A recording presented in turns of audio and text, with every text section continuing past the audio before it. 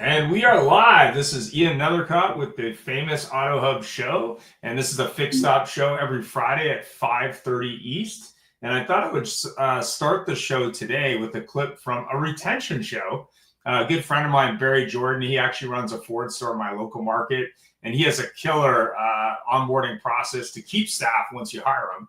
Obviously, we're not talking about that today, but I thought it was a good lead in. Of course, you can check out the whole interview and the whole show, but let's start with Barry. Here we go.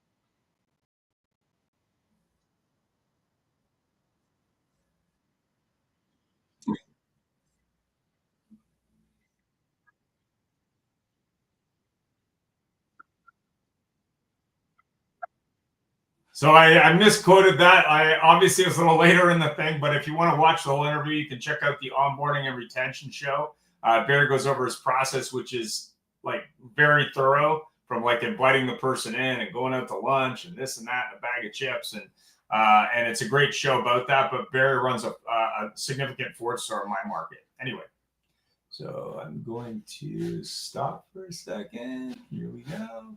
And here we go. Here's our new trailer. Do-do-do. Okay, share again because I'm on Zoom. There we go, share. Sure. Here we go.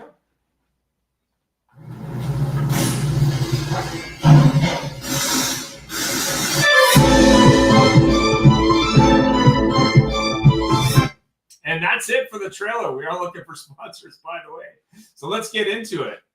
So I have actually two people that I know very well. I have Joshua Taylor, who's muted, by the way. And then I also have my brother, Sean, my older brother, who works with Larry from Larry Feldman from Career Changers USA. And full disclosure, he's a sponsor of the show. And Larry will probably drop in. He tends to do that. So, Joshua, why don't you start by telling us a little bit about who you are, what you do, and answer the following question. How do you think dealers can attract more technicians in 2025? And I'm actually going to put up a little survey here on the screen that I got off LinkedIn today about what employees care and don't care about, which I thought was pretty interesting. Which, but well, go ahead. Well, I am Joshua Taylor, founder, host of Wrench Nurse Podcast. I go back a long ways. Been in the automotive industry or around the automotive industry for almost 25 years now. I'm a licensed technician. I've worked in the service drive. I've gotten the big chair as a fixed ops director. I've gotten the really big chair as a GM at a collision center. I've worked with digital marketers. I've worked with software developers all around automotive in some capacity. I've worked on and in power sports stores, fixing power sports stuff. I've done a little bit of everything around the industry in some capacity. For the last 3 years, been building a business around technicians, focusing simply on helping technicians be happier, healthier, more productive on the shop floor in various capacities, coaching, surveys, content, so on and so forth. Next step forwards is doubling down on the content aspects of things, trying to get in front of one-to-one, like actual one-to-one in-person content with technicians to talk about the things that are important to them, and talking about two brands that care about technicians in certain capacities, because there are folks out there that say they care, and there are folks out there that actually do care. And I think that's my tidbit. How do dealerships take the next step, next level, however you want to call it, in 2025 with technicians? And I think it's care. You need to actually care, not say you care, not put lots of pomp and circumstance on what the ad looks like or what the in-store experience looks like. Actually care. So, that clip at the beginning there, Zanino was talking about an onboarding process for an individual coming into a store. And it's obvious, even just from that little snippet, not even from the original poster or folks who was actually talking about their onboarding process, it shows that store takes the next step, the next level to ensure that the onboarding process of anybody, not just technicians, is actually cared about. Who are you? What are you doing? How are we going to communicate? This is the experience you're going to expect here at this particular store or this particular brand. We want to make sure you feel comfortable, you feel safe. We want to make sure that you communicate anything that is good, bad, or otherwise. That way we can provide you a working environment that you feel safe in, so that you not only can produce more for us, but produce more for yourself. Yeah, and in subtle disclosure, Wrench Turner's podcast, there'll be details below.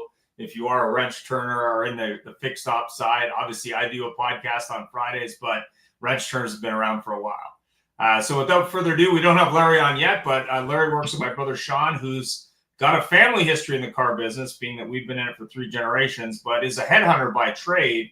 So he would know more about finding people if that's what you're looking for. So Sean, introduce yourself and talk a little bit about how you do that. Yeah, thanks for having me on the show. And it's good to see that everybody's thinking about how to attract and retain people, not just because somebody quit or retired last week, because that tends to be when it's the focus. So I've been in recruiting predominantly in professional services, so accountants and senior management, for pretty close to 20 years now, and have done some work with trades and other things over the years, and now I'm looking forward to working on some projects with Larry. So really, in my experience, both from a perspective of family, but also in dealing with everything from big oil and gas companies to small business, and all this sort of areas in between, is, there's good employers and employers that people will almost always tell you, I love working here, or I tell my friends that I love working here. If a job comes up, I tell them that this is the place they want to go. And to Joshua's point, it comes down to, not just thinking about staff when you have to. It's, keeping staff, attracting staff has got to be something that's part of your daily routine. And that, getting feedback from staff, because something small on the shop floor can turn into, one guy leaves and goes up the street to a new place. The next thing you know, you've lost half your shop, and now you're chasing after people, taking whoever you can get, because you can't take on business anymore because you don't have enough techs to do the business. That is where these kind of things become a big issue. So I think, part of that is just thinking about, hey, do I know what's going on? Do I know how everyone's feeling? How are the leaders in the group doing? Do I have the right people in the right jobs? This is something that you should think about all the time, not just, someone quit and now it's time to worry about it. Yeah, I mean, I agree 100%. And I believe Josh was talking about that as well. But I know there's a big thing in the fixed side, thanks, Sean, about employment, work environment and pay. I know this is something that we've been talking about a lot in the auto industry in all departments. I mean, what's your thought, Joshua, on the pay side? Is that like the thing you hear the most, or is that just part of it? What do you think? Well, it doesn't matter what industry you're in. It really, really doesn't matter your industry you're in. The folks at the bottom of the totem pole are always going to complain about wages. It's just a fact of life. Right. The challenge is there is a lack of understanding, a lack of communication, and a lack of leadership surrounding pay. So there's a lot of rhetoric around flat rate. I'm outside the normal. I love flat rate. I really love flat rate, but I have a caveat to flat rate. The only way flat rate works is if you have the right business and the right high value leader leading the team of flat rate technicians. If you don't, flat rate is the worst pay plan on the planet, period, bar none. And the reason that is because high value leaders care. And this is back to my original point. They care. So they're going to know what their team is doing. They're going to know what their team is saying. They're going to know how the team is operating. They're going to be doing one-to-one coaching on a regular basis with the entire team in some capacity. Maybe you're in a large store. It's very difficult as a service leader to manage 100 technicians. So you have to have multiple leaders managing all of those people.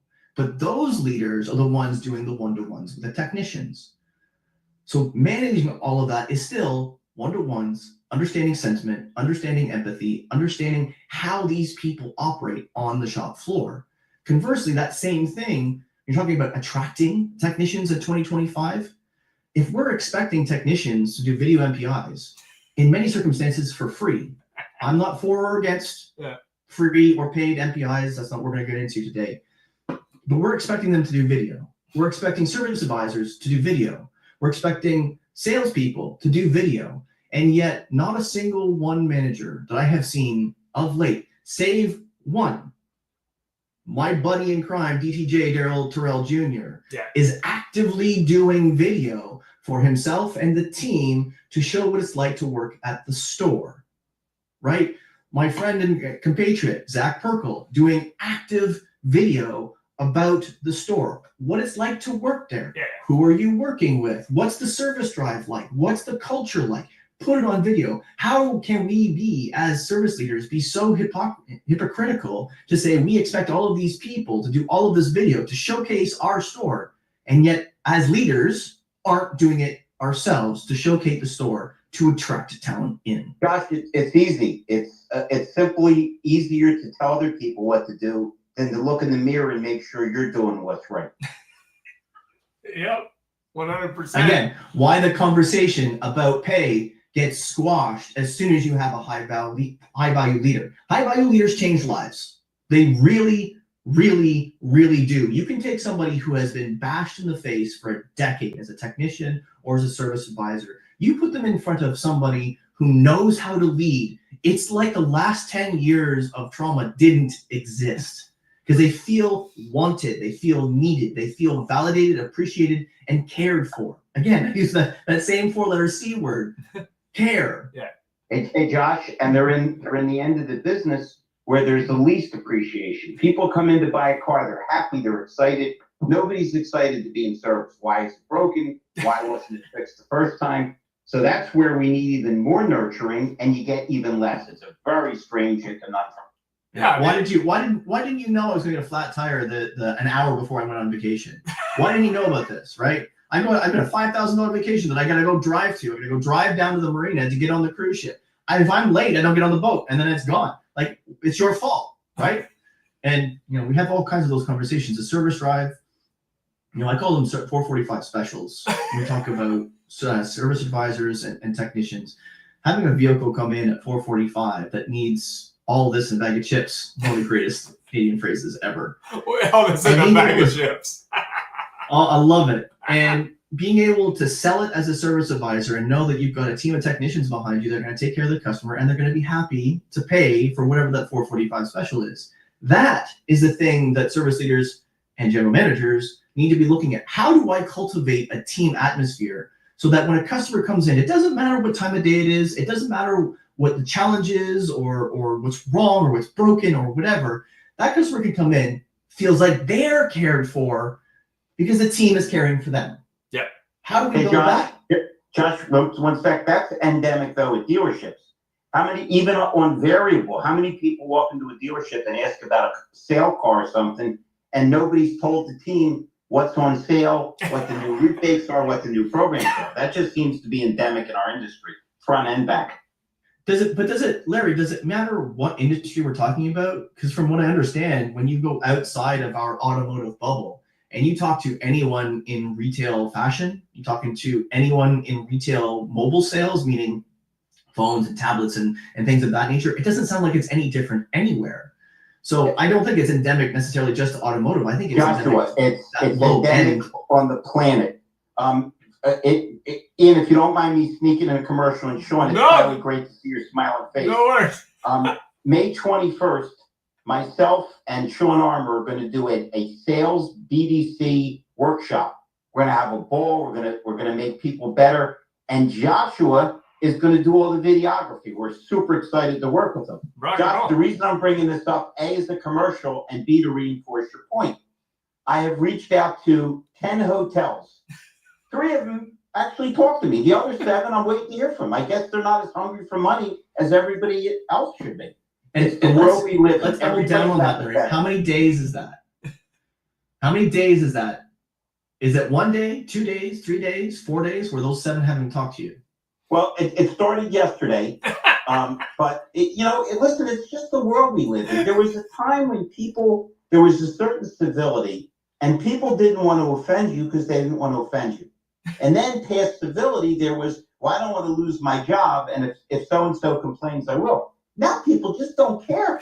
Screw it. I've already had 9 jobs in 2 years. What's the 10th going to make any difference?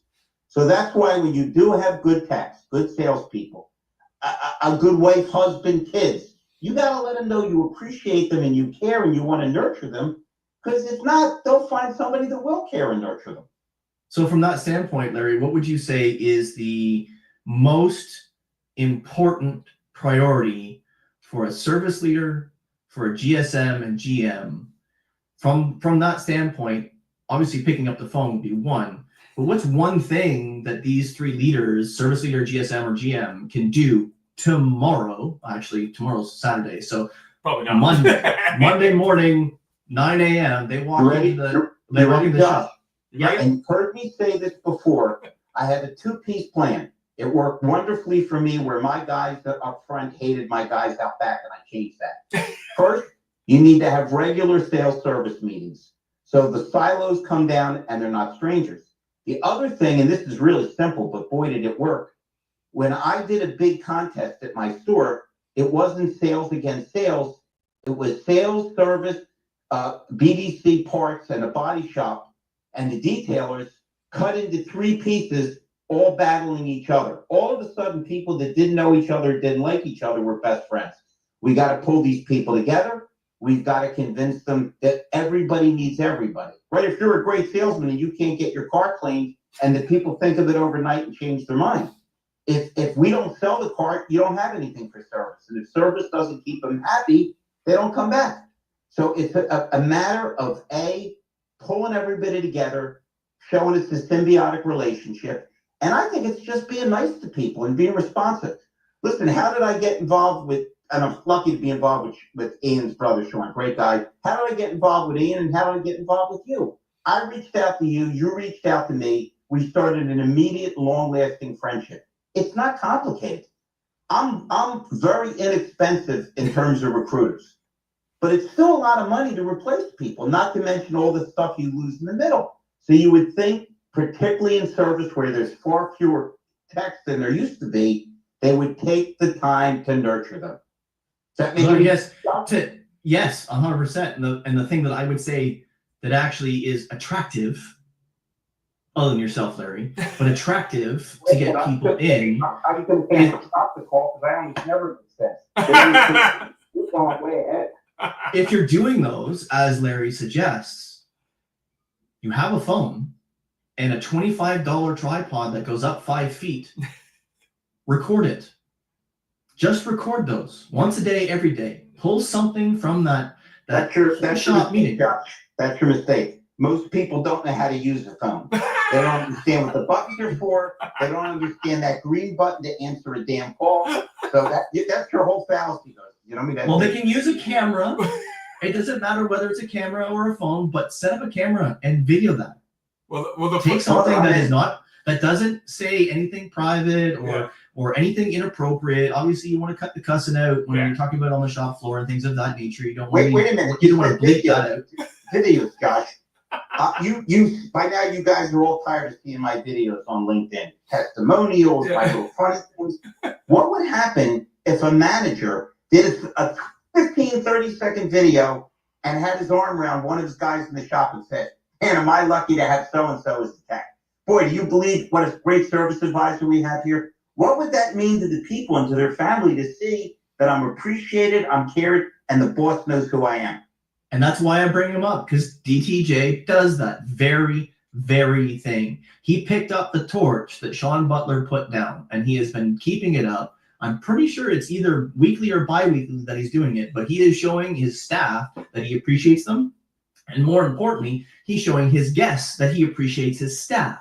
He's highlighting how awesome they are. And that little tidbit can go a very long way, because you remember, we're talking about exponential value here. You look at your Facebook feeds, your Instagram feeds, your YouTube feeds, it doesn't matter what social platform you're on, any one of those, and you see hundreds of videos about service leaders and GMs talking about their staff and how awesome the staff is and how awesome they take care of the guests is. It's not a hostage picture. It's none of those kinds of crap. It's literally people talking and having a conversation, showing appreciation, gratitude, and empathy about the store. You see that in spades. What's going to happen to your store?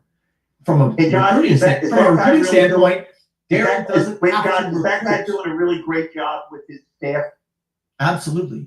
Would you do me a favor? Would you ask him to knock it off? Because Sean and I like to turnover. Fair enough. It's funny you bring that up, because years ago we did, I think it was at Used Car Week, Gail was one of our sponsors, did a demo of how to do a TikTok video with a room full of general managers. And you can check out the clip on the thing. But what was funny about it wasn't that. What was funny about it was the number one watched TikTok video in automotive is what department?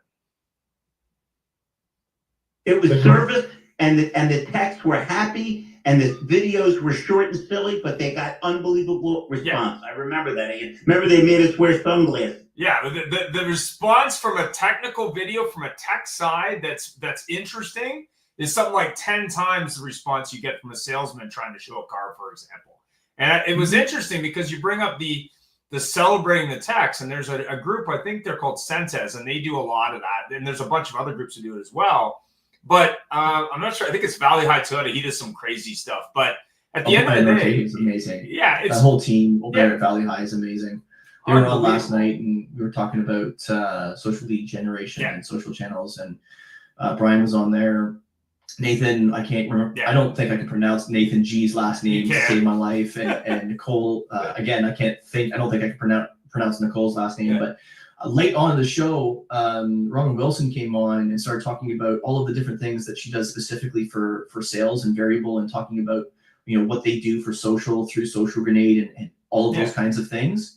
That's the kind of stuff that you need to do for sales and for service. Like I understand that there's multiple different groups out there that are changing pay plans around making sure that the team posts social, right? I don't remember who it is. There's all kinds of different ways. Like you got to make a post a day. There's a reel a day. There's different staircases. Like you're gonna post one reel, one short, one post a day, or something like that. If you do that, you just get money because it's part of your job. So if you do this, and this, you get paid this. It's part of the job. Well, if we did that for service advisors, the same kind of thing. It's like, hey, if you do 2 posts a day talking about the store in some capacity, it doesn't have to be, hey, we got a $9.95 oil change, or we've got a $89.95 four-wheel alignment. It's not talking about that. It's just talking about the store. Just drop the name of the store in a video. It's like, hey, just having lunch here on my lunch break here at Valley High Toyota. And I just had a great interaction with a customer that had a 2024 Toyota Sienna XLE, and they didn't know how to set up the Bluetooth on their $80,000 van. Yeah. So I spent an hour with them on the phone and just literally coached them through it because they were 3 hours away on vacation. Yeah. That's the kind of story that's going to resonate with, maybe it doesn't resonate with 18,000 people or 100,000 people, but it resonates with two that go, wait a minute, a service advisor spent an hour on the phone and fixed something, and there was no work order, there was no money changing hands, there was no, that's where I want to take my car. And then you got a service advisor who now is building a book of business, and now you have technicians who are all of a sudden, all of this extra work is coming in. And what happens when you have a really, really busy shop? It stays busy. Growth. It stays busy, and technicians love to complain. And when they don't have anything to complain about, what do? We tell everybody, I'm making so much money. I'm making so much money here. Listen. Fred's leaving in 2 months. He's retiring.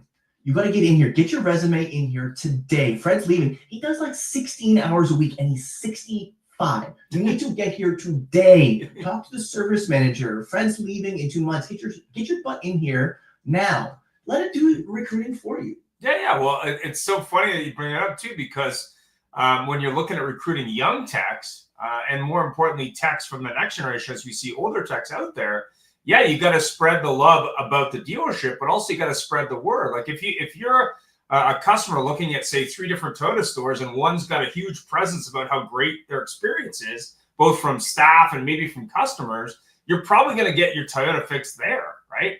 I mean, I always use the example of that dealership in Oregon, Beaverton Toyota, because it has a crazy busy shop, but that's just part of their strategy, right? Like it's really about standing apart from that other group that could fix your car, right? And exactly. And doing it right. And there's really no difference between attracting young generation talent, attracting old generation talent, and attracting customers, because it's the same content. You don't have to make something specific for each one of them. You don't have to double down on all of this creative and all of this production and all of the video and all of the cameras and all of the talent. You don't have to do that. You really, really don't. Video is super, super easy in today. Pick up the phone, make something simple, and publish every day. You do that every day. It's like investing in your future. Yeah. Right. As a service leader, invest in your future with video. That's my biggest play.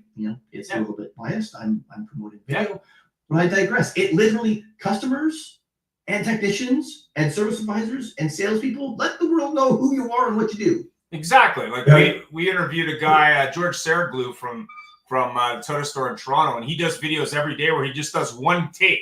There's no editing. George. It's just crazy and that kind of stuff. And I did an interview with another gentleman out of Arizona.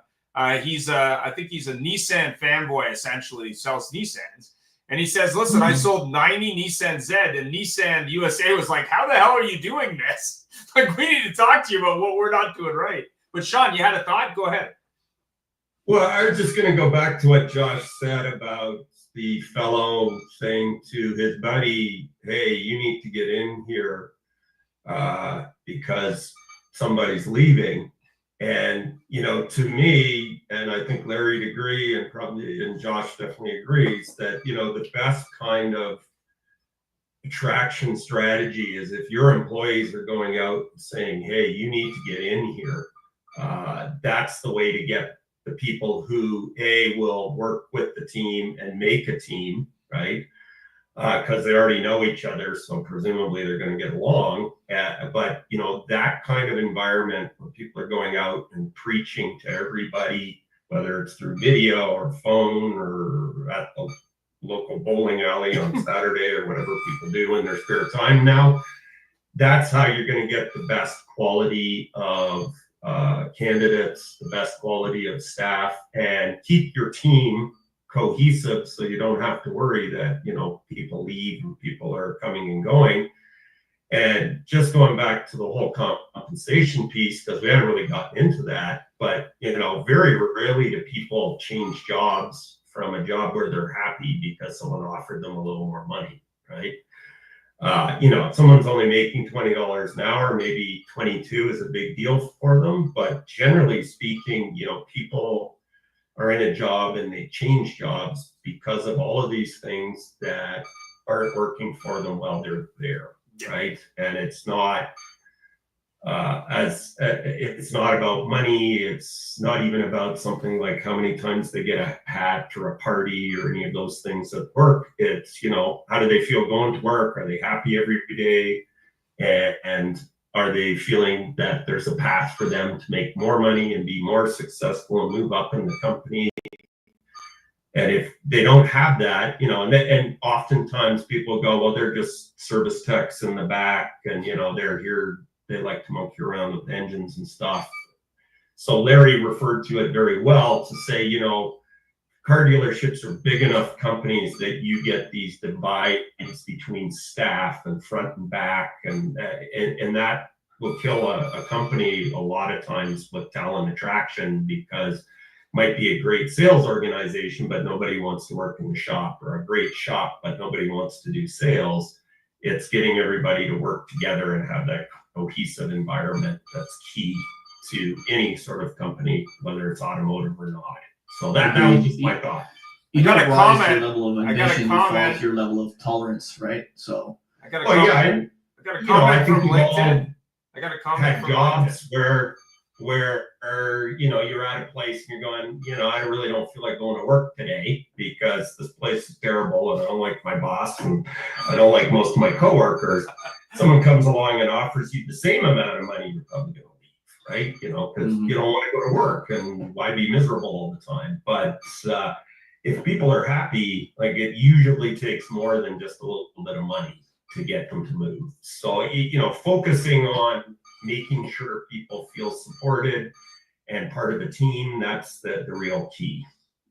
I got a couple comments from Marshall Sheldon from LinkedIn. He says, my brother Marshall. He says, incentivize techs to actively recruit for you. It works really well. And I've generated several leads from the gram, that's Instagram for the older folks, for apprentices. He also says you can meet a lot of younger techs on Instagram and other platforms because they might not be looking on other platforms for those kind of roles. So that's I think, some great advice. Also, what else did he say here? Oh, he likes the discussion. That was the other comment, but it's all good. Well, the big thing is Marshall's become the brand ambassador for the company he's working for MHC, and he has spent a lot of time, energy, and effort over the last, I want to say 90 days, give or take. I could be off on the time. You can correct me in our group chat. Yep. But he spent a lot of time, energy, and effort posting every day, sometimes several times a day, what it's like being on the job, talking about and taking pictures of what he's actively working on, taking video of what he's actually working on, and having a discussion about what it's like to work with him every single day. Now, Marshall's been around the block a few times. Marshall's working on like 17 years in HD. He is, for lack of a better term, he is a service advisor, service manager, shop foreman, and lead technician all wrapped in one, out in mobile country, fixing big iron. So he's got, I think he's got 3 apprentices under him now that he, actively either takes the truck with him at the same time, or they've got a couple different trucks. I don't remember exactly how that's laid out, but he's leading a small team, and he's doing brand ambassadorship for the brand through social media. So he's attracting talent to his own very small team all of the time. He's attracting customers to the business all of the time. He's focused and really driven to make sure that the business plan for the business is successful throughout the year. He's looking at daily, weekly, monthly, quarterly, yearly. He's looking at the numbers. He's able to get in and really affect change within his home team. That's him caring for his team as a service leader. The step up is that he's got a business that's very supportive and making sure that he can post on social, making sure that obviously brand, mission, and values is succinct on the stuff that he's posting, but he's posting these things to grow the team. As the team grows, the business grows. As the business grows, everybody makes more money, right? At the end of the day, we're looking to grow the business and make more money, but he's using social to do that. Right. Yeah. I mean, I think that there's this confusion around social, and I think that was a great example. We were talking about TikTok with Gail, because it was like, you've never seen a funnier scene than like 50 general managers trying to do a TikTok video with direction. Like, it was hilarious to watch, and they like had no idea what they're even doing. But to your point with video, like, it's really about just getting out there and doing it. Initially, it might be a little bit intimidating. And I remember when I was working for DealerFX, they were trying to get techs to shoot still images and video in the actual bays, and they're like, dude, like that's not a good idea. And they're like, no one's paying us for this, to your point. But I mean, a lot of these dealers don't even pay for inspections. Like they're not paying for that, right? So, I mean, I think part of it is just treating them fairly, but also saying, hey, we want you to have fun. Like that was what the TikTok thing really struck for me when she showed some examples. The reason people watch technicians is they don't see the technician when they're in the dealership. They see the service writer, like who's the guy in the back or the gal in the back doing that? I don't know. I think your point is well taken, though, Ian. There's a lot of people who maybe aren't comfortable doing videos, and posting, and especially older techs who, they use their phone as a phone, not as a video editing suite or whatever you call it. But the whole sentiment, like what Josh was saying about the guy who's got his apprentices and he's mentoring them and he's showing that process. And, the difficulty comes, he's got 3 apprentices now. If he ends up with 30 people working under him, using mentorship and getting the right people and promoting from within. And it doesn't have to be, he's got 30 years as a tech to be a mentor. It's having the right kind of personality. I find not so much in automotive, but in other areas, like people expect to get promoted just because I've done my time. I've been here and I've been here 20 years and therefore I should automatically be a manager. And you're like, okay, but you're a terrible manager. That's not your skill set. You're a great tech, but you're not a good manager. And you may have somebody who has a lot of potential. So for management to see that and be able to, okay, let's try him out and have him mentor 1 or 2 people, see how he does and develop that within. That's how you create a really strong culture. So to Josh's point, he's out there working with these guys and hopefully he can then scale that out. So, because like you say, in a small team, it works great, but you get into 20 or 30 people, it can get lost in a hurry if you're not actively managing it. And that's part of the challenge, but also the reward, because if you can build it out and have, champions in there and good leadership and you find them, and not everyone has to be a great leader. You need people to do the work too, but being able to identify them is often the biggest problem. Like we've all probably had jobs where you've got a guy who's a manager who shouldn't be, and he's there because it was easy to put him there, but you're losing staff because he doesn't know how to manage people. And I think that's a problem, not just in automotive, but I think it's everywhere. Any vertical. And to your point, not everybody can be a leader. And I think we've grown soft over time. And this is why I continue to say the predicament that we are in, the endemic that we are in, at least just in automotive, and more than likely in other industries, but at least just in automotive, it's our fault as mechanics because, as I said, you don't rise to your ambition, you fall to your tolerance, and we've tolerated poor leadership. I mean, we've tolerated poor leadership for a very, very, very long time. And to your point, it might work for 3 and it may not work for 30. But what I do know is that in a team atmosphere, when you have someone leading a team, it doesn't matter whether it's 5 or 50, if that leader has been put there by management without any one-to-one communication with the rest of the team, that leader is never going to be successful, even if they could be a good leader. They're never going to be successful because the team isn't bought into who is leading them. In this circumstance, Marshall, specifically, and I'm picking on him, but Marshall is part of the hiring process. Marshall is part of not just the hiring process, he's actively on social trying to recruit. Then he's part of the onboarding process. Then he's part of the hiring process. And he's part of the interviewing process. He is looking for a fit for a person that fits on the team so that not to disrupt the team. This, at scale, is what true leaders do. They want to make sure the team cohesion, your mission, your vision, your values are all in every single person on the team. It doesn't matter whether you're at MHC, Ford, Dodge, Honda. It doesn't matter. That mission, vision, and values, if the leader has not been put in that position of leadership by the team in some capacity, that buy-in, that leader is not going to be successful, no matter how awesome they are. I recall a picture recently of an individual who was on the stage with, I think it was 8 Super Bowl rings or something like that, who can't get a job as a coach. Probably because whoever's leading those teams don't see him as a good fit for the team. Now, is he an awesome coach? Who knows? That many Super Bowl rings? Yeah. Yes. Yes, he is. But it doesn't mean that he fits with the teams that exist currently. It would be far worse for any team to take on a coach or a leader when they don't jive with 50 to 75 people. Like, that makes no sense. And it doesn't make any difference whether it's 3 or 103. It doesn't matter. Fit matters. So when we're talking about attracting talent, you got to make sure you're attracting the right talent. And if you're posting yourself online, talking about attracting talent, whether it's through recruitment, whether it's through ads, whether it's through social, email, it doesn't, in community events, it doesn't matter. Unless you're getting yourself out there, showing your mission, your vision, your values, your culture, you can't attract the right talent. Oh, 100%. I mean, you've got to make it attractive. But go ahead, Sean. You had a thought? I was just going to say, like, part of that is Marshall, who I don't know, so That's okay. but he's spending every day thinking about all the parts of his job. So training the apprentices, developing leadership in the apprentices, but also how do I get new people? How do I scale this? And that's how you can really attract people, because if it's okay, let's see how many cars we can move through here, and then the month end comes, and how much did we do versus what we said we'd do, and can we do more? And then, well, we need a new tech. Okay, we'll call somebody and put it on the internet, and we'll have to interview them. That's not the right approach.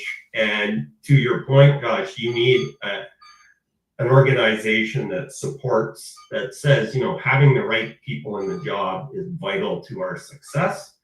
And if we aren't thinking about this every day, we should be.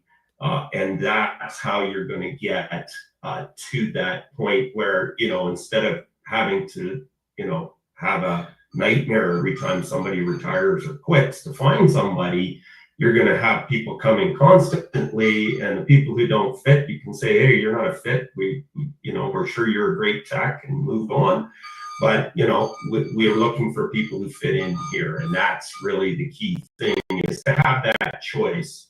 And to your point, I've got friends and colleagues who manage huge teams. And I would say, their expertise is in managing people, not whatever it is that the team does. So having a really good service manager is probably less important that he's the best service tech known to man, but that he's a really good manager, because, he needs to be able to do the job, but he doesn't need to be the best in it. And that's where a lot of the confusion comes up, is, well, we need the best possible guy to lead the team. Well, no, you need a guy who can lead, and then hopefully he can do the job. But it's the leadership that's more important. So that was my comment. Absolutely right, Sean. If the manager makes the techs feel good, they'll do the work that needs to get done. You're 100% correct.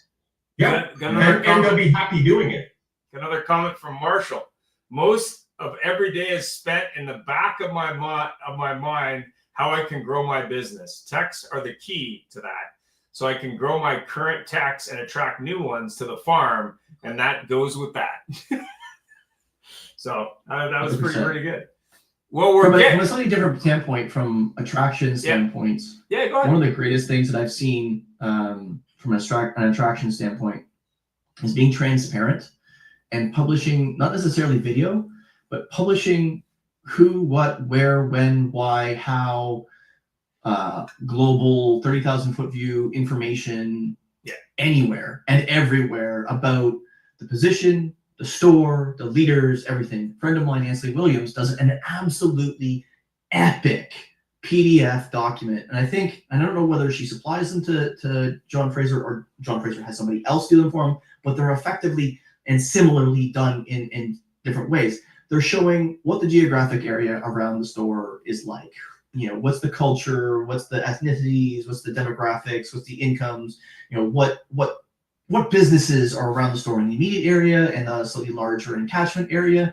What is the demographics of the business? What are the demographics of the places around?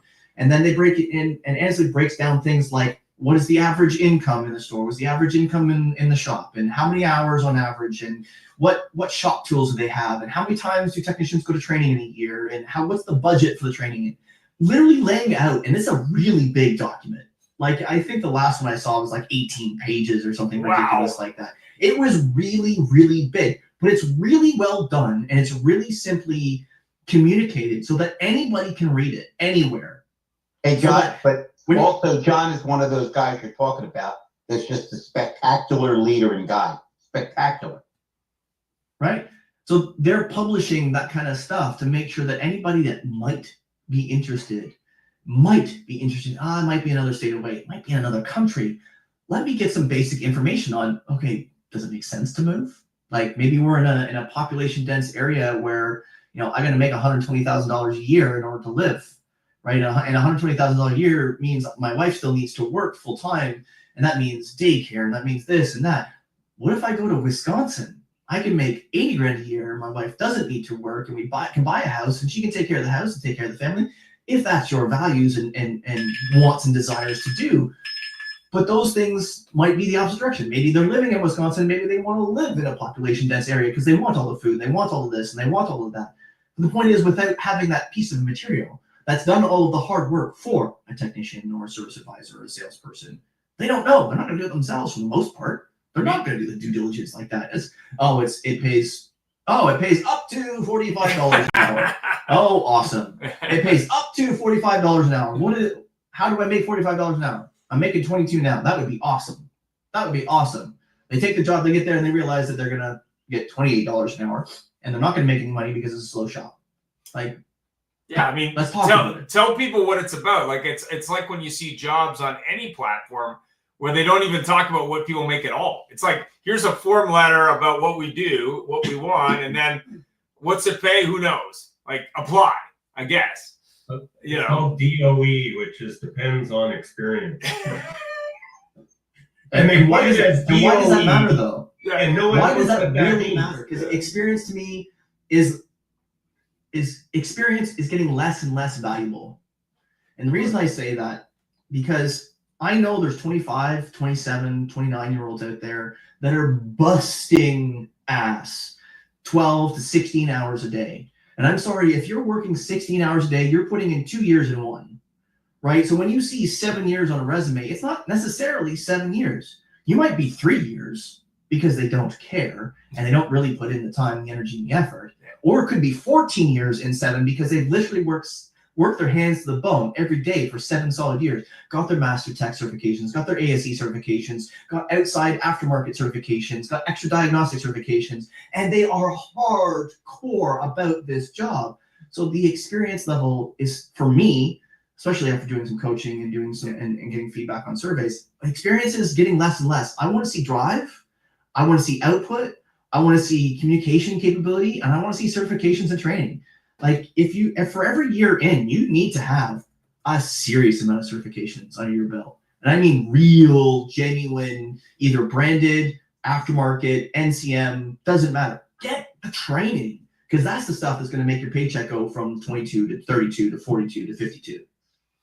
And to your point, I think Barry, the fellow at the beginning of the show, when Ian and I met him, and he spoke about his onboarding process, one of the things he brought up is we take everybody out to lunch. And he said, but it's not just so they feel appreciated that, you know, the receptionist or the guy, the lot boy who drives the cars around gets to go out to lunch. It's that they can then see how they interact in a casual setting with the people around them, because, you know, you interview somebody for an hour or two, and you read the resume and they say they can do everything in a bag of chips, as you said earlier. And Ketchup chips. You're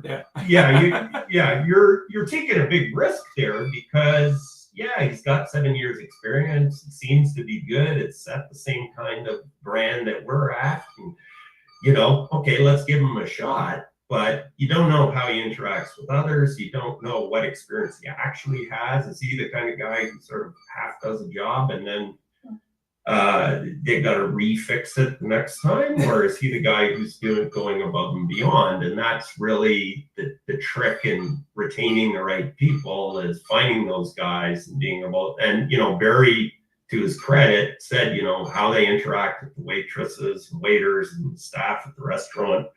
tells Ooh, you I a love lot. that one. I love those ones so much. Take them out for food, take them out for lunch, and see how they interact with wait staff. That is like almost like the perfect interview. Oh yeah, and he does that as a mandatory part of the process. Like it's like we hire him, then we take them out to lunch, and then we decide whether or not we're going to hire them, basically, right? Because if they're clowns, then that's the end of that conversation, right? But it's absolutely true that if you do that, you learn a lot about people in that setting that you didn't. You could do 4 or 5, 6 interviews with people and not learn much. You take them out to lunch and see how they interact. Often they'll tell you more than the interviews where they're on their best behavior and they've got all their answers worked out in advance if they've done any sort of prep for it. And, you know, this is the stuff that is where you're going to find the right people and build the right kind of team, because, you know, it might be fine for some places where everyone goes to work, doesn't talk to each other, and then leaves. But, you know, if you want a social environment in addition to just work, you want people who are of the same mindset. And I think that's an important part of it, is that kind of a process. Got more comments from Marshall. Blue collar math. I got 30 years experience, but you're only 35. Overtime fan. Yeah. Exactly. Overtime fan. Absolutely. And the last one, Absolutely. What do you think about technician's resume has 10 years of work history, but 5 different shops? What do you think? Any comments? That's Go standard ahead. practice right now. Standard practice right now, unfortunately. I mean, you know what? The key thing in my experience, and I've recruited everything from CEOs and board people down to someone who's going to work for 2 days on an hourly basis, maybe unloading a truck or something. You know, I'm not so worried about where they've gone as long as there's a good reason for all the changes. And furthermore, I think this is where, and a lot of times with more blue collar staff, it's harder because, you know, when you're talking about doing references, you know, a lot of people have lots of great examples. Like I was here and they sold the dealership, or something happened and I moved, and then the other place they didn't have enough work, so I moved. And that sounds fine, but if you get those references and call these guys and say, well, yeah, I didn't show up or whatever, it's the totality of it. And let's be honest, when you're hiring somebody, it's a judgment call 110% of the time, right? Like, you know, you spend a couple hours with somebody, do you know them? Especially in that environment, because I always say, hey, a guy who's a fantastic interview will often not be your best employee, because he's going to get every job he interviews for, like my daughter. And if she needs another job, she'll just put out a resume, get a couple interviews, and she'll be gone. Whereas the guy who's not so great in interviews, he's going to struggle a bit, and he's going to be happy when he gets the job. So there's a couple of things there to talk about, because you're talking about communication, right? Yeah. Talking about an industry, you're talking about specifically about technicians. Most of us don't have adept audio skills, right? We are tactile and visual people. We like cars, sound good, it go fast. Like the stuff that gets us into as 18, 19, 20, 21-year-old men and women, that's the kind of stuff that folks who aren't super awesome audio learners and communicators do. It's just kind of what it is. The shortfall here is, I believe, parents and schooling systems aren't doing those folks justice because they don't fit the mold, right? You need to teach these people how to communicate. If you can teach them how to communicate, they can then eloquently describe how they feel, eloquently describe what they believe should happen professionally, right? How many times you've been told off by a technician and then immediately given, I'm done, I'm out, to walks on wheels, right? I can guarantee that just about everybody watching or listening to this in some capacity has had it happen at least once, if not many times. And how often is that breakdown because of communication? Maybe the leader said something they shouldn't. Maybe the service advisor said something they shouldn't. Or conversely, maybe the technician said lots of things they shouldn't. And the professional communication goes both ways. Unfortunately, many folks in service don't have degrees, don't have that built-in adult level need to understand how to teach myself things, how to learn things, and all of the reading that goes along with higher level education. The challenge with trade school is that it's very, very, very, very, very technical. When you read textbooks in any industry about trade, it's written with grammar, obviously, but it's not written to expand your mind. It's written so that you understand the concept of the thing you are fixing, how it comes apart, how it goes back together, and how it operates. Sometimes it only gives you how it operates, not the functionality of how the intricate, tiny things work, like how electricity flows through stators and rotors and all of those kinds of things, especially now we're getting into EVs. It doesn't teach us those things. And we've had no reason to learn at a higher level. So the communication level is much lower on average than those with degrees. Now, I'm not saying degrees are better or worse or anything like that, but those who have degrees tend to speak more eloquently, tend to understand audibly, because they've had to sit in lectures where they've had to take notes and learn something from somebody who only lectures. No textbook, no notes. It's literally they write on chalkboard or they write on a grease board, and you got to write it down from what they're saying and what they're writing. That's not something that technicians typically have to do. So we need to teach them how to respond professionally in an audio-based scenario. We have to teach them how to respond professionally in an audio-based scenario. Obviously, we got to get better at work orders because, ladies and gentlemen, some of your technician stories are horrible, but some of them are absolutely epic. They would pass through any warranty auditor's fingers and go, yep, even though it might have not been fixed properly because it's so eloquently written. But we're talking about communication. We're talking about attracting technicians. We're talking about hire properly, train passionately, lead perpetually, which is what John Fraser says. And to a post that happened a couple of weeks back by Ray Hernandez, pay properly. We're almost out of time, just so you know. So we've got time for final thoughts, but go ahead, Sean. Yeah, I was just going to say, like the important thing is, it's just as important that management, especially senior management, who may have gone to university or be very eloquent because they're in sales, learns that, communication is not just, I had dinner not that long ago with a guy who'd gone to Harvard or Princeton or something, and he seemed to use words that had 10 syllables. Like, I knew what the words meant, but I didn't think. What's that, a $2 word and a 10-cent conversation or something like that? Is that something? There's a simple way to say something, a long-winded way to say something, and I know you spent $500,000 getting your degree, but it's not helping the average person to understand what you're saying. What's the point of communicating if you cannot actually communicating, right? So I think, especially for techs, it is very much, like you said, a tactile thing and something where they are dealing with, tight tolerances on cars. It could be a gasket that's worn out and the engine won't run properly. And if you don't know that, it's going to be tough. And for a sales guy going, well, who cares? It's just a bit of rubber or plastic or whatever they make them out of now. That is a divide that we have to try and join up in the middle to say, hey, they may not be orators on the level of Winston Churchill, but who do you want? I don't think just about anybody is anywhere close to Churchill.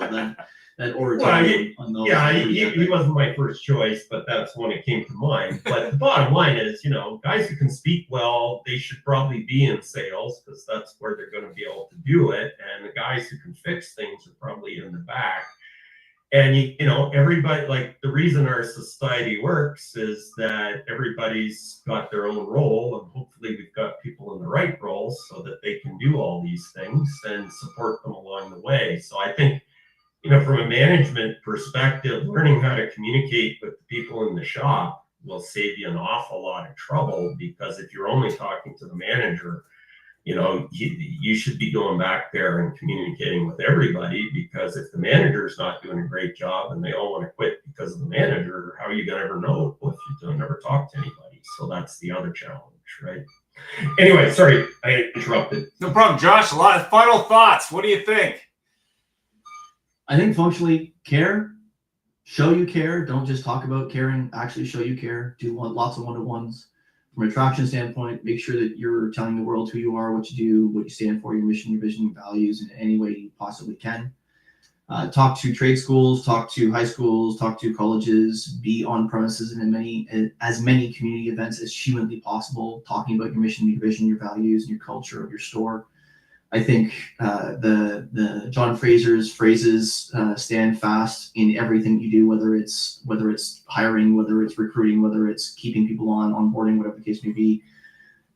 Definitely pay appropriately. There is a line that many folks don't necessarily follow, but you have to lead more importantly than you need to pay, because there's a lot of really adept people out there doing things at a pay that you wouldn't expect, because the leadership is so epic. So that's a big deal. Using the mindset that it's more important that I keep a teammate than it is keeping a customer should be something that everybody's thinking about these days. There's more and more and more and more customers. And whilst I don't like thinking of the customer second, I think in this industry, in terms of trade, we need to start thinking about the technicians and the service advisors first.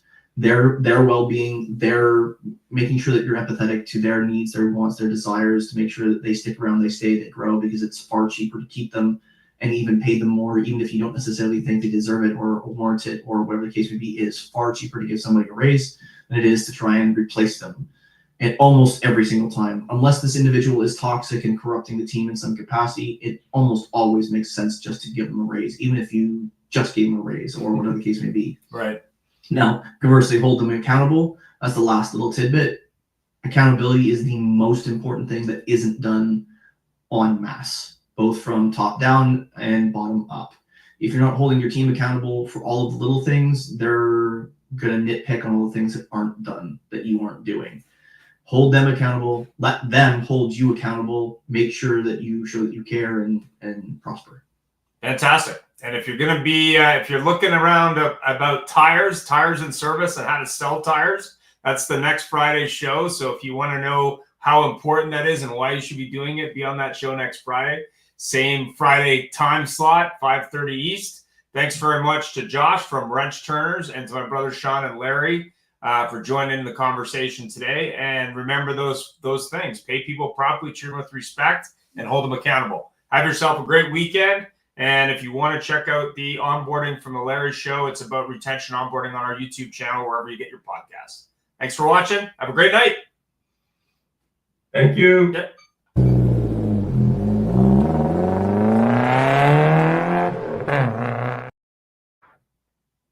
Cool. I think there was another comment.